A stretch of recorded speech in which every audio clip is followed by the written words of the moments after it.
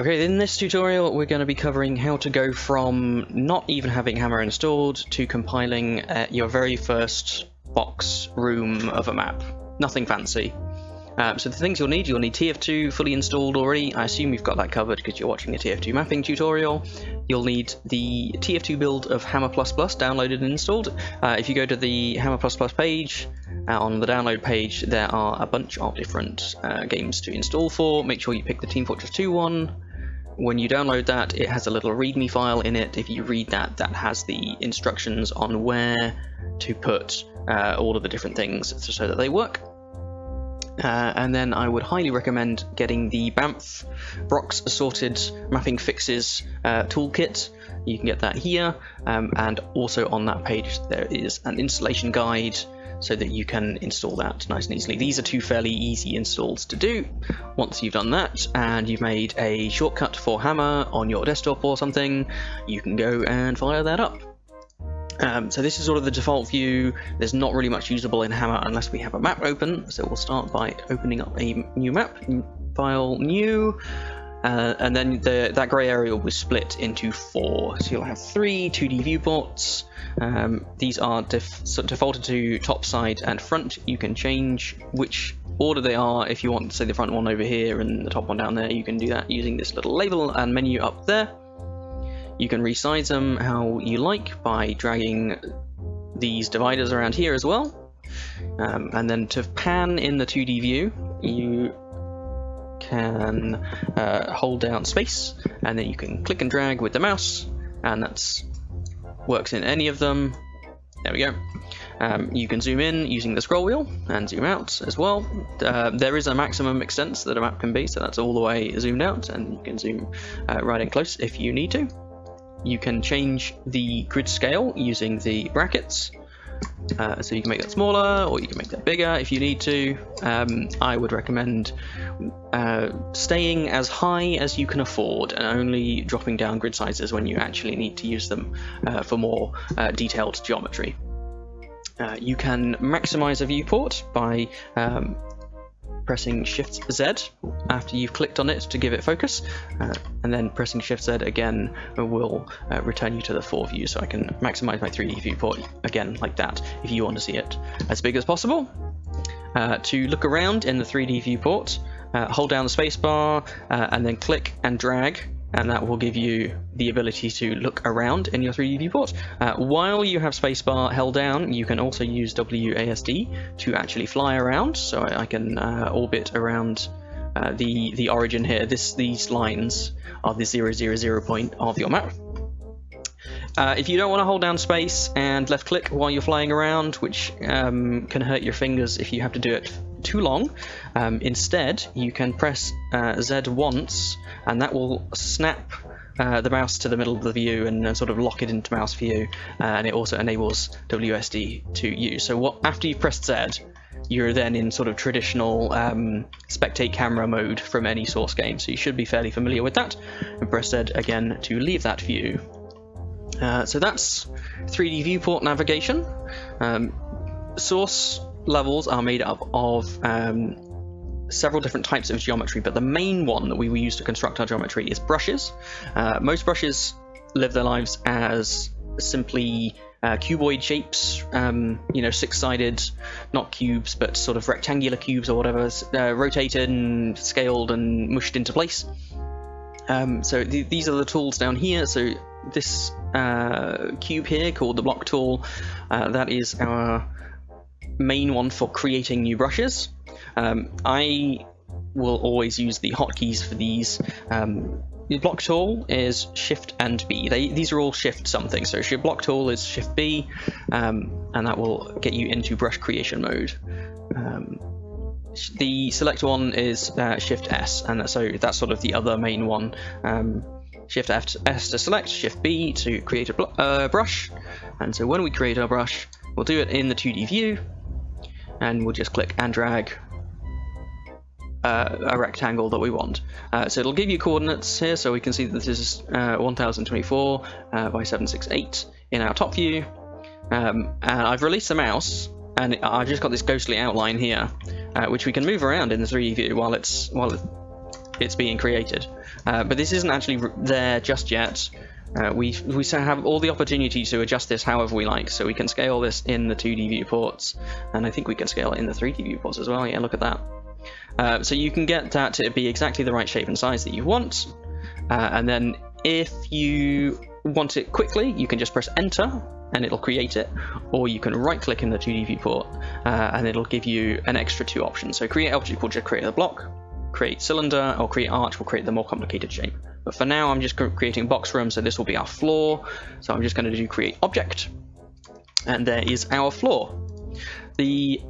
We'll swap back to the selection mode because this is currently highlighted and it's all tinted red. But if I press Shift S or use up here the selection tool, I can then click outside the box to deselect it, and now I can see a more accurate representation of its color. If your texture is different, that's set by whatever your current texture is over here. So you can either change it over here by doing browse and then selecting a different one. Say I want just a plain grey floor. But that hasn't changed it because that's only for creating new brushes. So if I were to make a new brush next to it, let's say I'll use this one as a wall, right? There we go. So now, because that was set to the grey one, it's made this new brush as grey. But if I want to change the floor, I need to select it, and then I need to use the texture application tool. So that is this one here, which is Shift A. So if I press Shift A, that opens up this little menu here. And this gives you much more detailed control over the orientation and the position and scale of the texture. If you use browse here, that's exactly the same browsing system as the other one, so I can select whichever one I want. So let's go with a slightly lighter floor. Let's go with 40 for the floor. In here, I should cover this, I suppose. There's 2 little keywords down here. So there's a filter and keywords. So if I take out dev, it'll give me all of the relevant Team Fortress 2 textures. I'm scrolled halfway down because I was in the dev texture section. So if you scroll off to the top, you can see they start alphabetically. So brick comes first, coal mines and computer wall and concrete and such. So there's all of the different Team Fortress 2 textures. So you use the filter to search for that. So I can search brick to find just the brick ones. There's also some custom ones that I've made that are installed locally that you won't have, and if you have custom ones, they will appear there as well. Let's go with for concrete. I'll just select a concrete floor. That one will do. And now I've got it selected here, but it's not actually applied onto that. I just can click apply and there, and now I've got concrete on my thing. You will need to make sure that your faces are red. It'll only apply them to the currently selected faces. So the little gotcha there is that while this window is open and I click on something, I'm only selecting individual faces at a time. So I can select that one, or I can select that one, or I can hold down Control, and I can select multiple individually, or I can press Shift and select the whole brush. So I can press Shift on that one like that. And that selects the whole entire brush. Now I've got the whole brush selected, I can then change to my concrete and apply that. But I don't really like that. I'm going to go back to my dev textures. I like to use the dev textures while things are...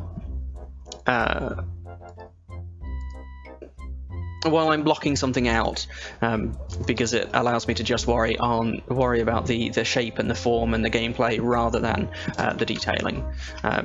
Okay, so in order to close in this area into a room, I will need some more walls. So in this top view here, I'm going to duplicate this brush by holding Shift and dragging, and that allows me to clone that again without having to create an entirely new brush and drag out its exact size again.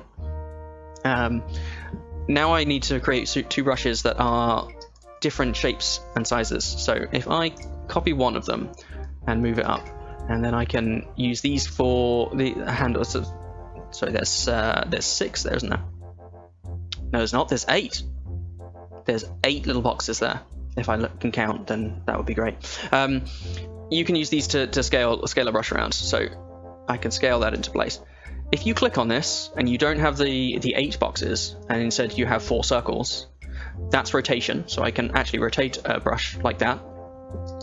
Let's undo that. But if you click again, you'll get 4 in the centers of the faces, and this is the skew one, so I can skew it like this, which is interesting. And then if I click again, I'll get back to the scale. So it cycles between scale, rotate, skew, and back to scale. And you can just click and drag to duplicate one with Shift. You can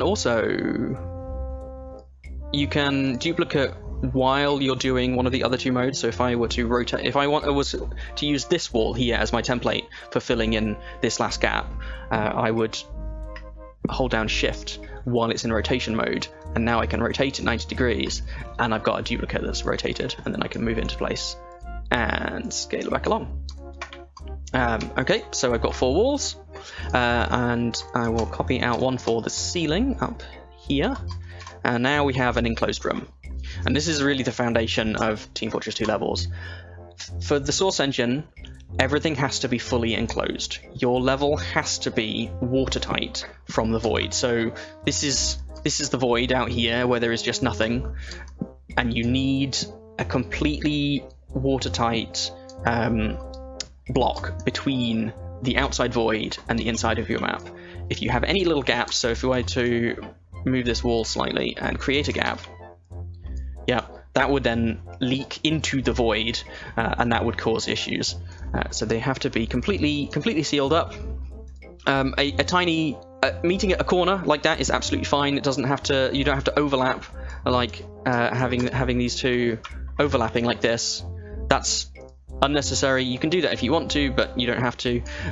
Yeah, leaving them at a corner like that is absolutely fine. So now the next issue that the engine will have with this is that it doesn't know what's inside and what's outside. It uses entities to work out what's inside and what's outside, so I will need to place an entity to tell it that the inside of this room is what's considered the level and outside the room is considered void.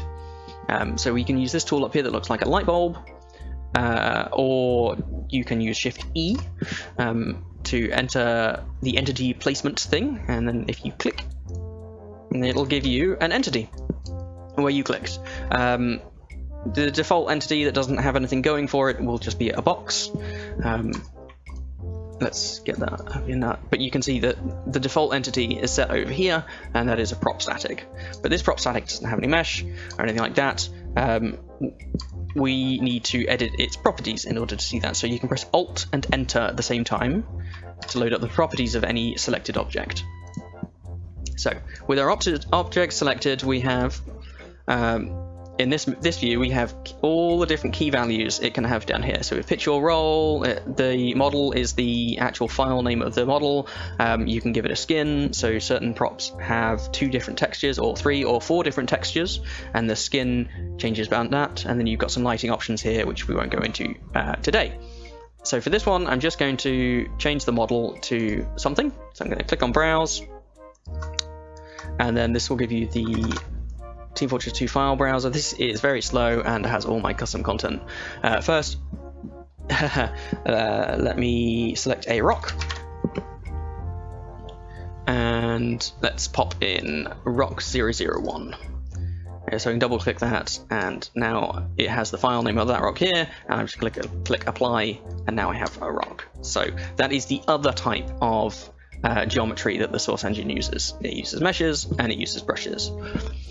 The controls for moving this around are exactly the same as brushes. You can just click and drag to move it around, and then you can click the 3 times, and you've got the rotate, skew. A skew behaves slightly differently. It sort of does it doesn't really do anything for models because the shape is sort of baked in.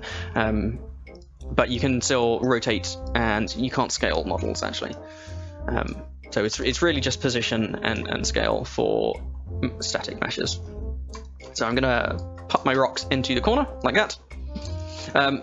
Models have an origin point, so there's this little circle here that is the origin of my model. So I'm going to be very careful and make sure that that is not below, because if I think, oh, I only want the top of this model taken out, and I shrink it down and lower it like that, right? This looks fine to me. This is inside the map.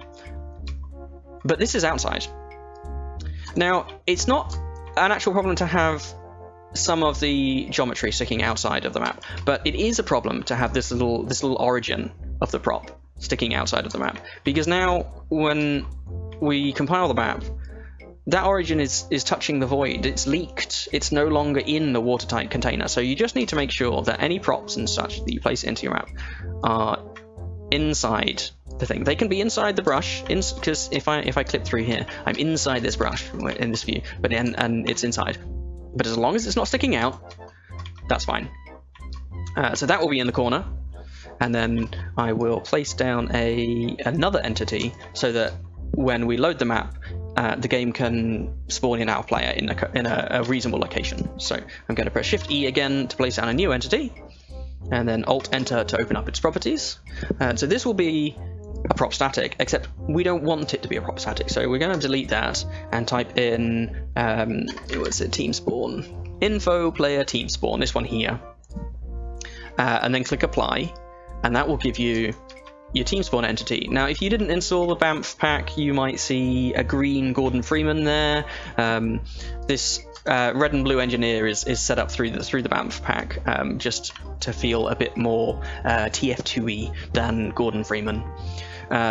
So for the player team spawn, you can position that where you want and rotate it, and that'll... Ooh. What is it doing? There we go. We can rotate it so that will dictate what direction the player is facing when they spawn. In here, in these properties, there is also associated team. This one here, team, so I can select that to red, blue, any, etc. There's also starting disabled for doing spawn rooms that change hands and things. You will want to set these, but that's more complicated for now. We're just going to leave all of these completely default and just click Apply for now. So now we have the basics of our room. I'm just going to add one more thing before we do our first compile, which is a light. And so that is another entity. So Shift E or this tool up here, and click again, and Alt Enter to open up its properties. And then I'm going to do a light, and click there, and apply. And now we've got our light entity. So I'm going to move that around in our 3D view, so it's sort of floating in midair up towards the ceiling. And then here you've got this brightness one, and you can pick a color. For Team Fortress 2 maps, I would recommend not straying too far away from the white point. You generally don't want to add too much saturation into a light, so it can get really garish really quickly. So I'm just going to select a very subtle off-white there, but then this last value, see these first three values are its RGB values, but this last value is its intensity, and I know from experience that a room like this is not going to be well lit by a light that is only 200 units. I'm gonna try 800 will get us in the ballpark, and then I can adjust from there. So I'm going to click Apply on that and close those. So this should compile into a map that we can load in the source engine in TF2.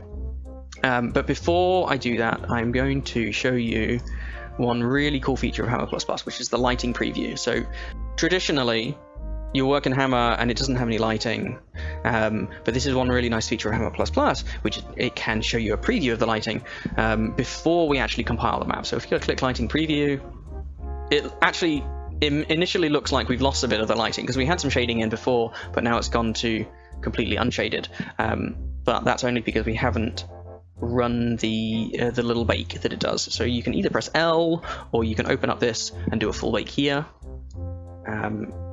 I'm just going to click on that, and there we go. Now we have our lighting preview.